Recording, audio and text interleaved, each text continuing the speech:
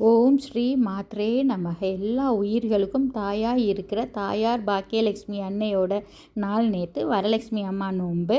ரொம்ப விசேஷமான நாள். இந்த நோன்பு யார் வேணாலும் கடைப்பிடிக்கலாம். ரொம்ப நல்ல பிளெஸ்ஸிங்ஸாக இருக்கும். நம்ம லைஃப் அடுத்த லெவலுக்கு பாசிட்டிவாக மேலே நோக்கி போகிறது கண்டிப்பாக நமக்கு தெரியும். நம்ம லைஃப் முன்னுக்கு வர்றது இந்த பூஜை பண்ணதுக்கப்புறம் டிஃப்ரென்ஸ் நம்மளால் ஃபீல் பண்ண முடியும்.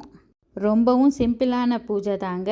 தாயாருக்கு பண்ணுறனால எந்த ஒரு சின்ன சின்ன மிஸ்டேக்ஸ் இருந்தாலும் நம்ம தாய் நமக்கு சொல்லி கொடுப்பாங்க, கரெக்ஷன் பண்ணுவாங்க.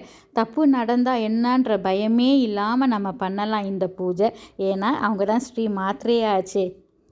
முதல் மாலை நிலைவாசலுக்கு தாங்க. நிலைவாசல் பூஜைலாம் முடிச்சுட்டு அதுக்கப்புறம் கலசத்துக்கு ரெடி ஆகிட்ருக்கோம்.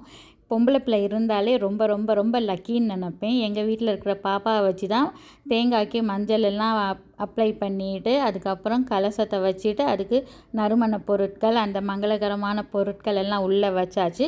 அதுக்கப்புறம் தாயாருக்கு சாரீ கட்டுறதுக்கு அது ரெடி பண்ணிவிட்டு நல்லபடியாக சாரியும் கட்டியாச்சு. தாயாருக்கு என்ன ஜுவல்ஸ் போட்டு அலங்காரம் பண்ணணுன்றது நாளே டிசைட் பண்ணிவிட்டு அதை மஞ்சள் தண்ணியில் போட்டு லேசாக வைப் பண்ணிவிட்டு அதுக்கப்புறம் தாங்க போடணும்.